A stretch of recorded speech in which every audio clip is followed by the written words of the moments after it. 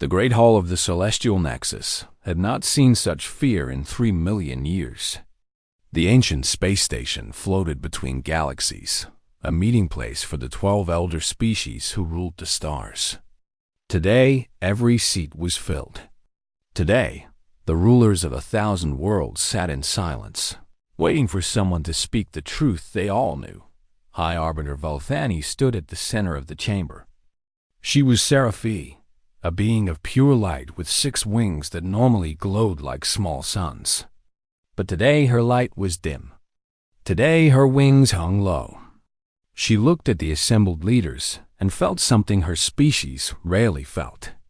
She felt afraid. "The Devourers have returned," she said. The words hung in the air like poison. Around the chamber, beings of crystal and flame, of shadow and water, of forms too strange for simple description, all reacted the same way. They trembled. The Devourers were not like other enemies. They were not creatures of flesh or metal. They existed between dimensions, in the spaces between reality. They fed on the minds of thinking beings, drinking their fear and their despair until nothing remained but empty shells. 800,000 years ago, 42 species had united to push them back. 31 of those species no longer existed. "Show them," Valthani commanded. The center of the chamber lit up with a star map. Red dots appeared one by one across the display. Each dot was a star system that had gone dark. Each dot represented billions of lives lost. The dots spread like a disease, moving closer and closer to the center of the galaxy.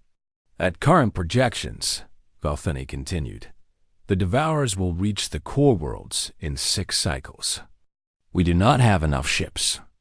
We do not have enough weapons. We do not have enough time." Elder Crixmuth shifted in his seat. He was Lithori, a being of living stone who had existed for longer than most stars.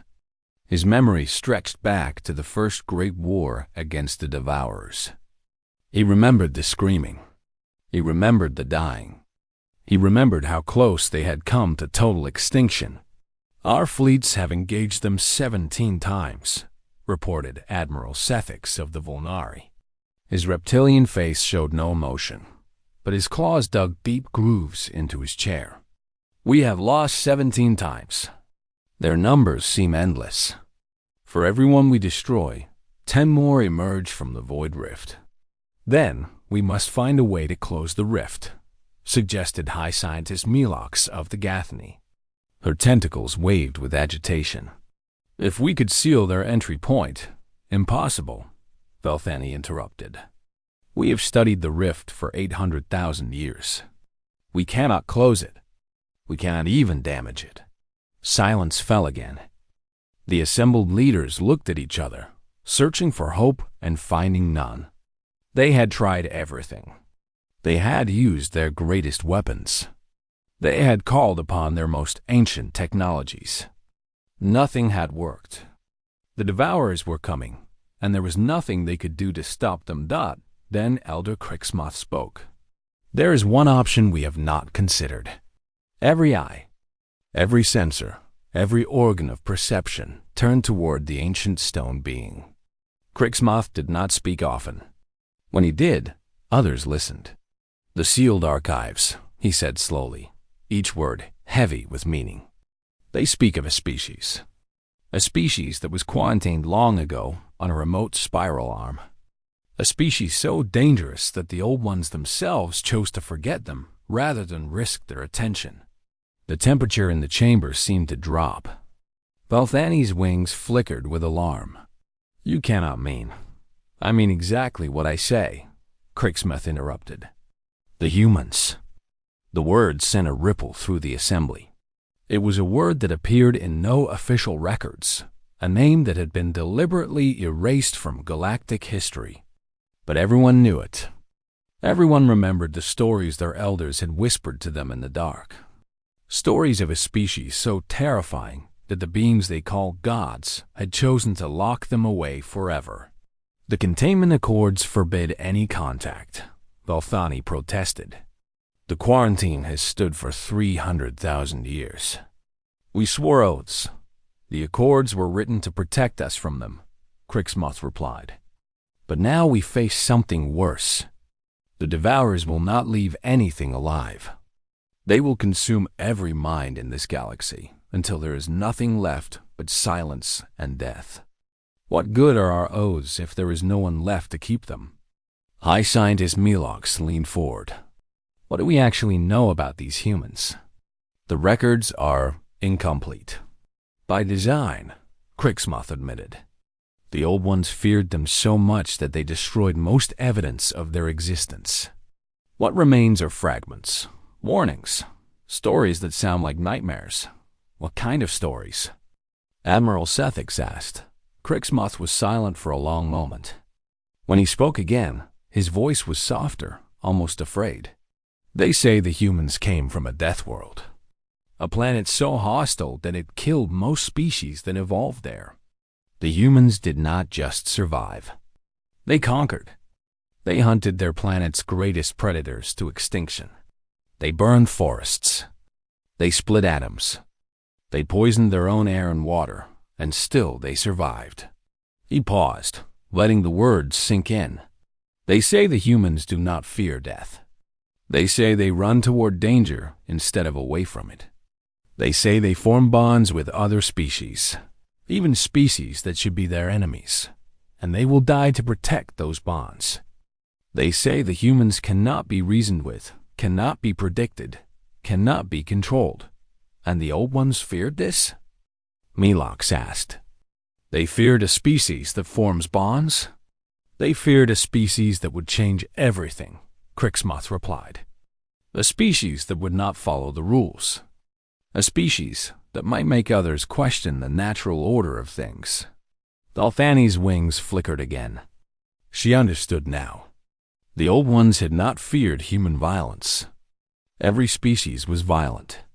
They had feared human unpredictability. They had feared what the humans might inspire in others. If we contact them, she said slowly, if we release them from quarantine, we cannot put them back.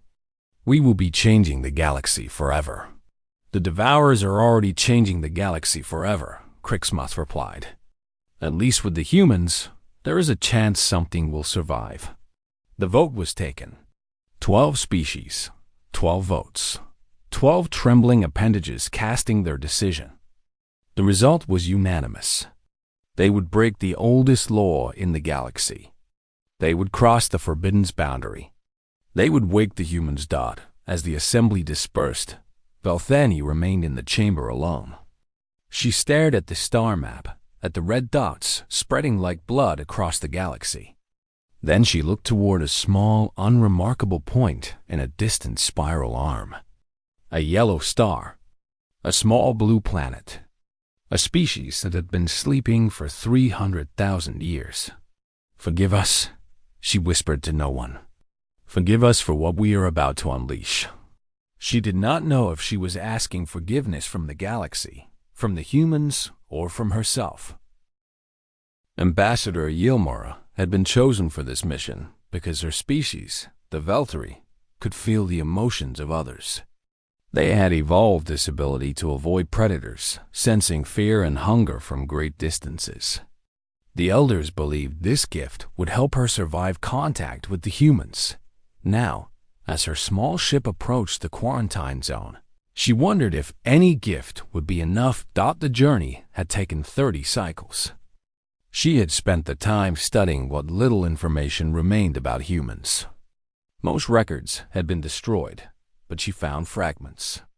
Images of strange, soft creatures with only 2 arms and 2 legs. Reports of their brief emergence onto the galactic stage 300,000 years ago.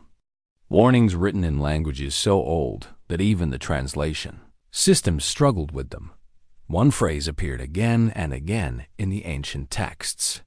She did not fully understand it, but it made her feel cold inside.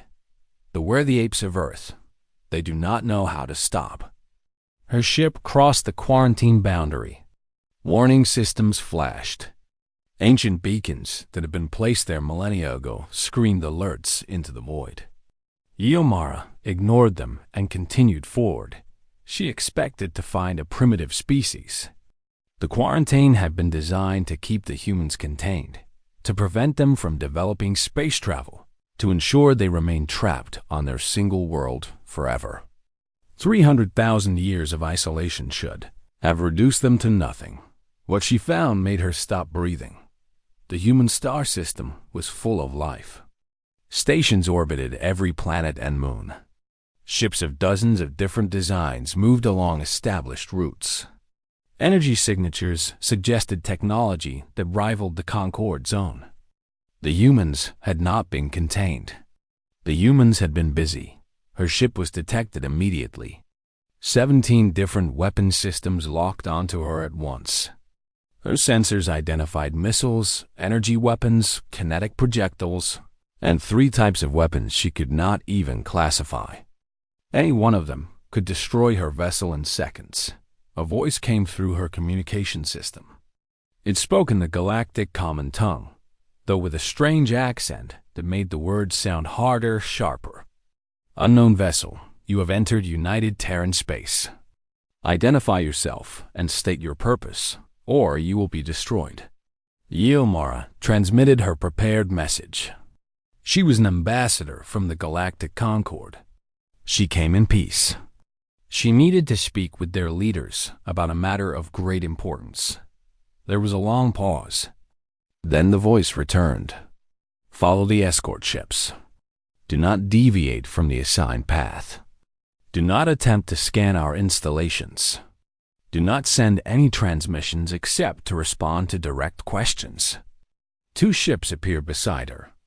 They were sleek and dangerous looking, covered in weapons that seemed to grow from their hulls like natural extensions. Yilmara followed them without argument. The journey to Earth took several hours. She used the time to observe everything she could. The human stations were massive, capable of holding millions of beings. Their ships moved with a speed and precision that suggested advanced automation. And everywhere she looked, she saw weapons. The humans had built their civilization around the expectation of war. Earth itself was beautiful. Blue oceans, green continents, white clouds. It looked peaceful from space. Yilmara knew better than to trust appearances. She was brought to a building in a city called Geneva. Armed guards escorted her through halls filled with humans. She studied them as she walked. They were smaller than she expected, and softer. They had no claws, no scales, no natural armor of any kind. Their teeth were small and flat, useless for combat. Their eyes faced forward, the eyes of predators, but they seemed weak and fragile compared to the species she knew. And yet something about them made her want to run. Her empathic senses were overwhelmed by their emotions. She felt determination and curiosity and suspicion and hope, all mixed together in ways that made no sense. These creatures felt more intensely than any species she had ever encountered. Their emotions burned like fires inside them. She was brought before a council of human leaders. They sat behind a curved table, watching her with those predator eyes. At the center sat an older female with gray hair and a face lined by time. Her emotions were controlled, hidden behind walls of discipline, but Yilmara could sense the steel beneath. I am Director Chun, the woman said. You have traveled very far to reach us, Ambassador. The last visitors from the Concorde came 300,000 years ago. They brought weapons instead of words. Yilmara had prepared for this moment. She began to explain. The Devourers had returned. The galaxy was dying. The Concorde had tried everything and failed. They needed help. Director Chun listened without expression. When Yilmara finished, the director was silent for a long moment. You quarantined us, Chun said finally. For 300,000 years, you let us believe we were alone in the universe. Your ancestors attacked us without warning, pushed us back to our home system, and built barriers to keep us trapped here forever. Do you understand what that did to us? Yilmara tried to explain. The ancient fears, the containment accords, the legends of what humans had done during their brief time among the stars. We remember it differently, Chun interrupted. We remember encountering a species being enslaved. We remember freeing them. We remember being called monsters for it, for daring to interfere with the natural order. We remember defending ourselves against fleets that came to destroy us. We remember being pushed back and locked away like criminals.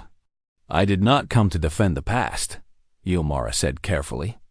I came because the present is dying, and the future may not exist at all. Chun studied her for a long moment. Then the director turned to speak quietly with her advisors. Ylmara waited, trying to control her fear. The discussion was interrupted by an alarm. Red lights flashed. Humans began moving with sudden urgency.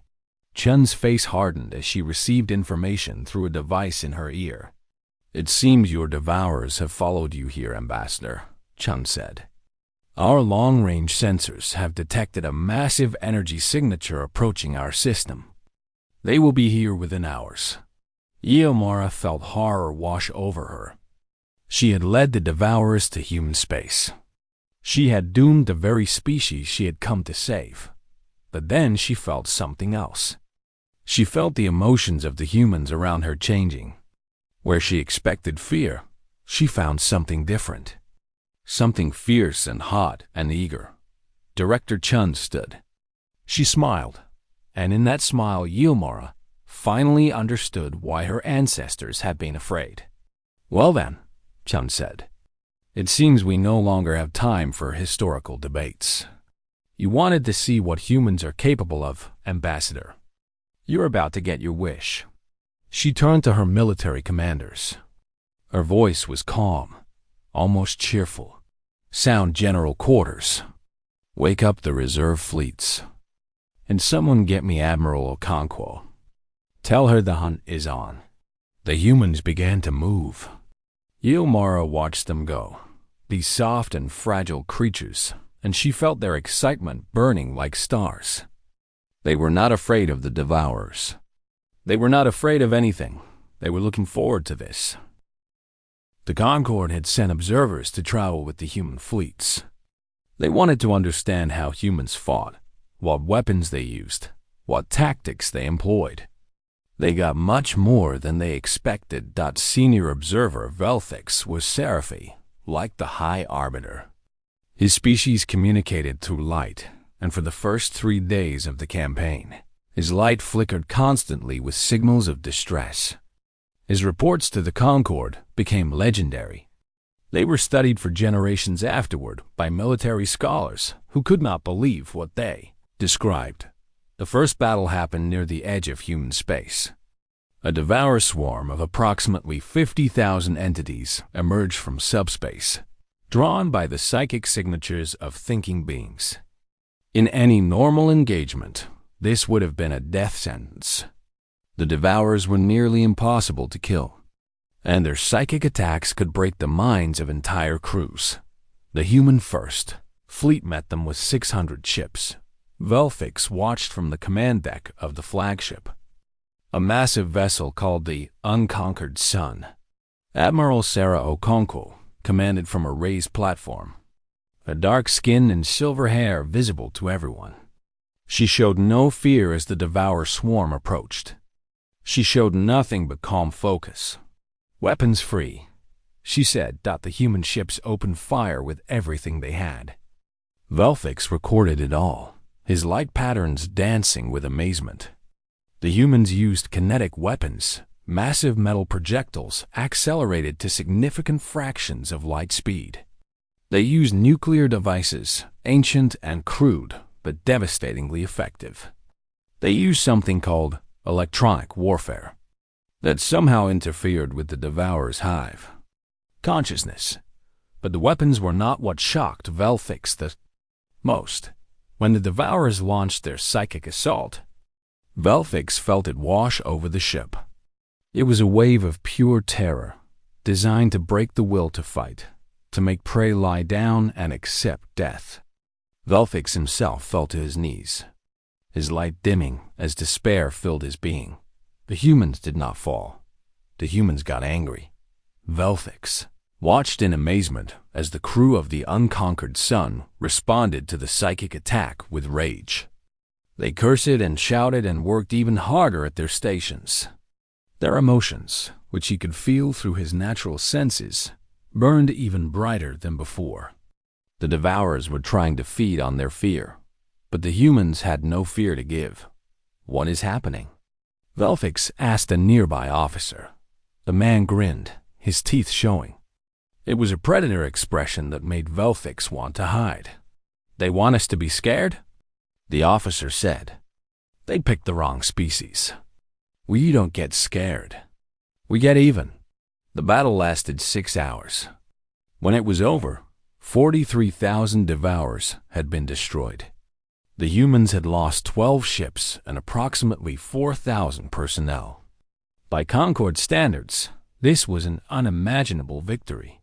By human standards, it was just the beginning. Velfix sent his first report to the High Arbiter that night. "The humans possess a psychological trait we have no word for," he wrote. "They call it spite. When faced with death, they do not accept it. When faced with a superior enemy, they do not surrender. They become more determined, more aggressive, more dangerous.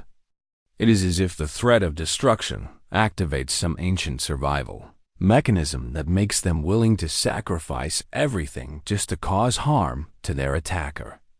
The Devourers feed on fear and despair. They cannot feed on spite. I believe it is actually poisoning them." The war continued. The humans pushed forward, system by system, hunting the Devourers with a patience and persistence that seemed endless. Velfix observed everything, trying to understand how such a physically weak species could be so effective at violence. He found his answer in their history. Humans had evolved on a planet that was constantly trying to kill them. Ice ages, volcanoes, predators, diseases, and each other. They had survived not by being stronger or faster than their environment, but by being more stubborn. They refused to die. They refused to give up. When something tried to kill them, they found a way to kill it first. This stubbornness had shaped their entire psychology. Humans did not think of themselves as prey. Even when facing something bigger and more powerful, they saw themselves as hunters. The Devourers were just another predator that needed to be eliminated. 3 months into the campaign, the humans did something that no one expected. They boarded a Devour hive ship. Admiral Okonkwo led the assault personally. Velfix begged her not to go, explaining that the interior of a hive ship was a nightmare dimension where reality itself was unstable. She listened politely and then went anyway. "Someone has to plant the device," she said. "I won't ask my people to do something I wouldn't do myself." The assault team was 200 soldiers in specially designed armor. They breached the hive ship's outer membrane and fought their way through corridors that changed shape and direction. Through gravity that reversed without warning. Through darkness that seemed to have weight and hunger. 60% of them died. Admiral Okonkwo completed the mission. She planted a device in the heart of the hive and fought her way back out with the survivors. When she returned to the unconquered sun, she was covered in blood and something darker. But she was smiling. "What was the device?" Velfix asked. "A beacon," she said. "Very loud. Very bright. The kind of signal that other Devourers won't be able to ignore." Velfix did not understand at first. Then, 2 days later, his long-range sensors detected a massive energy signature emerging from the void rift. 300,000 Devourer entities. More than had ever been seen in one place, all rushing toward the beacon signal. He reported to the High Arbiter in a panic. "They have doomed us all. The humans have attracted every Devourer in existence to this location. We cannot possibly fight such numbers." The reply came from Director Chun herself. "Watch and learn, observer. This is what humans do. We don't just fight our enemies. We make them come to us. We make them gather in one place. And then we do something decisive. Velthix watched the human fleet turn toward the oncoming swarm. He felt their emotions through his natural senses. They should have been terrified. They should have been preparing to flee. Instead, they were excited. They were eager. They had been waiting for this moment. All ships, this is Admiral Okonkwo. The commander's voice came over the fleet-wide channel. You know the plan. You know your roles. We've spent 300,000 years locked in our cage, and now we're going to show the galaxy what that cage held. Today, we close the door on these nightmares forever. Today, we become the thing that monsters fear. The fleet accelerated toward the swarm. Velthix watched them go, these impossible creatures. And he finally understood the ancient warnings. The humans did not know how to stop. They did not know how to give up. They did not know how to accept defeat. And the Devourers, for the first time in their ancient existence, were about to learn what it felt like to be hunted. The humans had positioned 7 ships near 7 different stars on the edge of the battle zone. These were not warships. They were something else entirely, something the Concord observers had not been told about. When the Devourer swarm was fully committed, when 300,000 entities had poured through the Void Rift and gathered around the beacon signal, Admiral Okonkwo gave a single command: execute Operation Doorstop. The 7 ships did something impossible. They destabilized the 7 stars they orbited. Velthix watched his sensors with growing horror as the stars began to collapse. This was not natural. This was not supposed to be possible. Stars did not simply die on command. But the humans had found a way. The first star collapsed into itself and then exploded outward in a supernova. Then the second. Then the third. The explosions were not random. They were precisely calculated to create a gravitational wave of enormous power. The wave rippled through space-time, spreading outward in all directions. When it reached the Void Rift, the dimensional tier that the Devourers used to enter this universe, something remarkable happened. The rift collapsed. 300,000 Devourers were caught between the collapsing rift and the expanding wave of stellar fire. They tried to flee back to their dimension, but the door was closed. They tried to scatter, but the gravitational forces pulled them inward. They tried to fight, but there was nothing to fight against. In one moment of calculated destruction, the humans had done what the Concord could not do in 800,000 years. They had sealed the entrance to this universe. They had trapped the remaining Devourers with no possibility of reinforcement. They had turned an endless war into a finite problem. The cost was 7 stars. 7 solar systems rendered uninhabitable. Untold billions of potential lives that would never exist. The humans considered this acceptable. 2 weeks later, High Arbiter Velthani called an emergency session of the Concord. The surviving Devourers were being hunted to extinction by human task forces, but that was not why she had called the meeting. She had called it because she did not know what to do about the humans. They destroyed 7 stars, said Elder Crixmuth. His crystalline form vibrated with distress. 7 sources of life, 7 systems that could have supported civilizations for billions of years. This is exactly why they were quarantined in the first place. This is exactly what we feared. Those systems were already dead, replied Director Chun through the holographic display. The human leader had been invited to observe, but she clearly had no intention of remaining silent. The Devourers had consumed every living thing in them. We did not destroy life. We sterilized the wound to prevent infection. You made that decision without consulting the Concord, Crixmoth protested. Without seeking approval. Without any consideration for the consequences. Without asking permission? Chen's voice was calm, but something in it made the ancient stone being fall silent. You quarantined us for 300,000 years. You left us alone in the dark, believing we were the only life in an empty universe. You watched as we struggled and died and rebuilt ourselves over and over again. And when you finally needed something from us, you came begging. She stood up from her chair, and even through the holographic display, Valthani could feel the force of her presence. We saved your civilization, Chan continued. We lost 23 million soldiers doing it.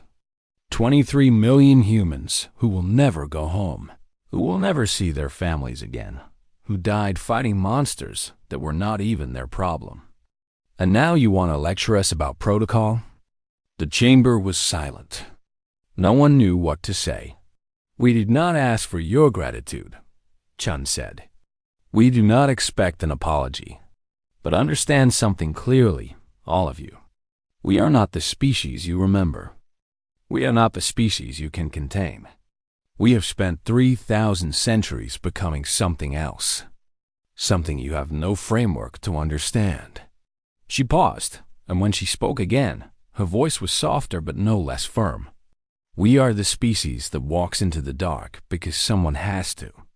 We are the species that faces extinction and chooses anger over despair. We are the species that your gods, your old ones, were wise enough to fear. Valthani finally found her voice. What do you want from us? Chen looked directly at her. The human's eyes were old, tired, but burning with something that Valthani could not name. We want to be left alone to make our own choices, Chen said.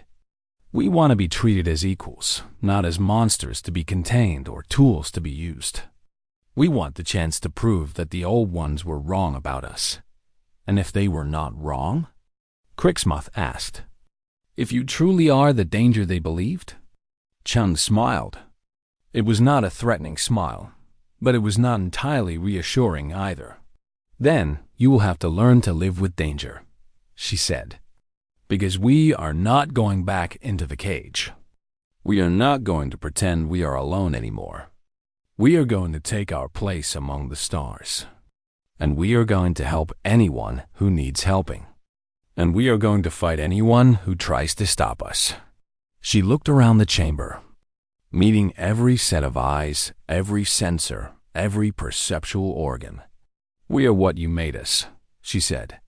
300,000 years of isolation. 300,000 years of believing we were alone.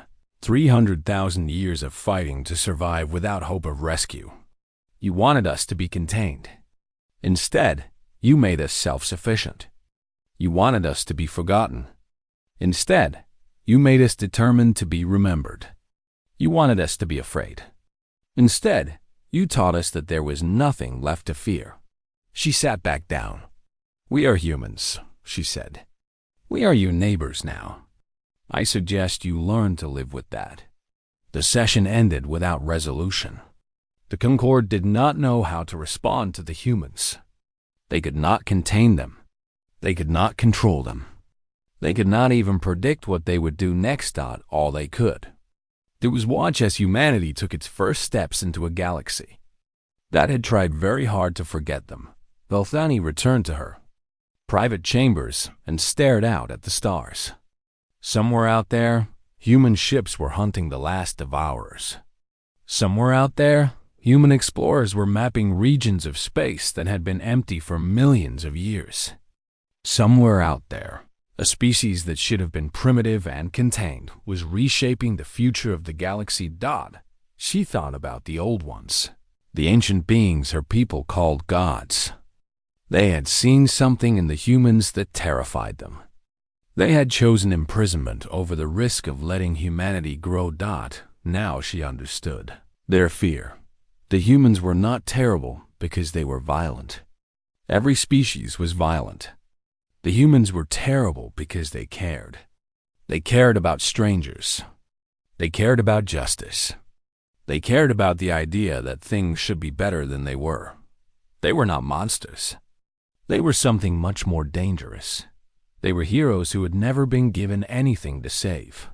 Now they had a whole galaxy of problems to fix. Valthani was not sure if she should be terrified or relieved. 1 year had passed since the closing of the Void Rift.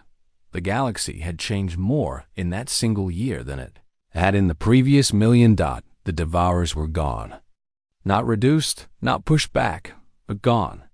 Human hunter-killer teams had tracked down every last entity, following them into the darkest corners of space, refusing to stop until the job was complete. The species that had terrorized the galaxy for millions of years had been eliminated by a civilization that had only been aware of their existence for 12 months. The quarantine zones had been dismantled. Human ships traveled freely through galactic space, trading with species that had never seen them before, exploring regions that had been abandoned for ages, asking questions that no one had thought to ask in a very long time. Ambassador Yilmara had been assigned as permanent liaison to Earth. It was considered a punishment by some of her colleagues, a posting to a dangerous and unpredictable world. She considered it an honor. She had learned to love the humans despite everything. They were strange and contradictory creatures. They could show great cruelty and great kindness, sometimes in the same moment. They argued constantly among themselves about everything, and yet they united instantly against any outside threat. They were messy, loud, emotional, and completely unpredictable. They were also the most alive beings she had ever encountered. Today, she stood in the great archive of the Seraphi, watching as human scholars were given access to records that had been sealed for 300,000 years. The full history of the quarantine, the complete records of why the Old Ones had feared humanity so much, the truth that had been hidden from the galaxy. Director Chun stood beside her, reading the ancient texts. Her face showed no emotion, but Yilmara could feel the storm of feelings beneath her calm surface. 300,000 years ago, Chun said finally, when we first reached the stars, we encountered a species called the Malori. They were being harvested by another species, the Vorkith, used as food and slave labor. We had no treaty with the Malori. We had no reason to help them. We just saw suffering and decided it should stop. She turned a page. We fought a war to free them. It cost us 60,000 lives and took 3 years. When we won, we asked nothing in return. We did not want territory or resources or tribute. We just wanted the Malori to be free. She closed the book. The Old Ones saw this and were terrified. Not because we were violent. Every species is violent. They were terrified because we extended our loyalty to strangers. Because we would die for people we had never met. Because we could not be predicted, could not be contained, could not be controlled. She looked at Yilmara. They quarantined us because they were afraid we would make the galaxy care about each other. Yilmara considered this. It made a terrible kind of sense. The Old Ones had built a galaxy based on hierarchies and rules, on species staying in their proper place, on order maintained through tradition. The humans threatened all of that simply by existing. What will you do now? She asked. Chun smiled. It was a genuine smile, tired but warm. Same thing we have always done, she said. Find people who need help. Try to give it. Hope we do not make too many mistakes along the way. They walked out of the archive together, into a garden that the Seraphi had maintained for millions of years. Flowers that glowed with inner light bloomed around them. The air smelled of sweetness and age.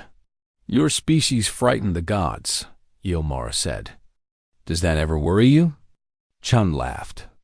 It was a sound that Yilmara had learned to love, full of warmth and life. Gods should be frightened sometimes, Chun said. It keeps them honest. Anyone with power should be reminded that the universe does not belong to them. It belongs to everyone, even the small and the weak and the forgotten. She stopped walking and looked up at the sky.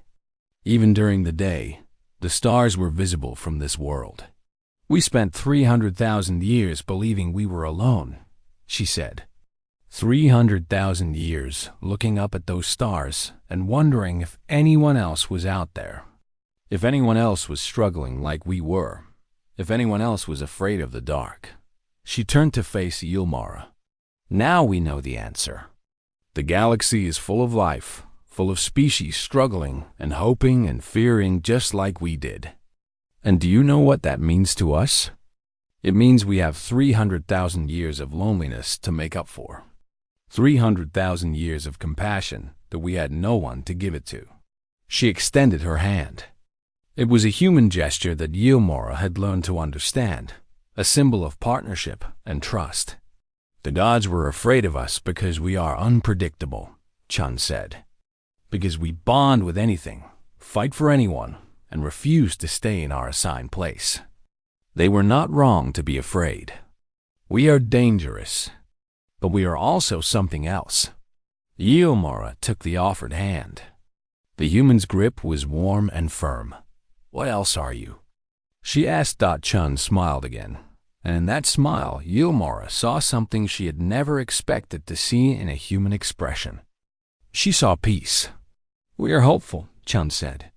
After everything that has happened, after all the wars and the isolation and the fear, we still believe that tomorrow can be better than today. We still believe that strangers can become friends. We still believe that the universe makes more sense with cooperation than with conflict. She squeezed Yulmara's hand gently. Maybe the old ones were right to be afraid of that. Hope is a very dangerous thing. It makes people willing to fight for a future that does not yet exist. It makes them unwilling to accept that things cannot change. She released Yulmara's hand and turned to walk back toward the archive. We frighten the gods because we refuse to stay in our cage, she called back over her shoulder. We frighten them because we cared about people we had never met. We frightened them because we believed, despite all evidence, that the universe could be better. She paused at the doorway. Now we have the chance to prove we were right. The chance to build something new, something better, something that the old ones never imagined. And I do not know if we will succeed. Humans make mistakes. We are messy and flawed, and often our own worst enemies. She smiled one last time. But we do not give up. We never have. And now we have friends to help us try. She disappeared into the archive, leaving Yulmara alone in the garden. The ambassador stood there for a long time, looking up at the stars. Somewhere out there, human ships were exploring new worlds. Somewhere out there, human diplomats were forming new alliances. Somewhere out there, a species that had been locked away for 300,000 years was learning what it meant to be part of something bigger than themselves. The gods had been afraid of the humans. Yulmara understood now that they had been right to be afraid. But she also understood that fear was not the only response to something powerful and unpredictable. There was also wonder. There was also hope. There was also the possibility that maybe, just maybe, the humans were exactly what the galaxy needed. She smiled, a human expression she had learned to make, and walked back toward the archive. There was work to do, and she was glad she would not have to do it alone. The galaxy had changed forever. The cage was empty. The gods were watching, and humanity was just getting started.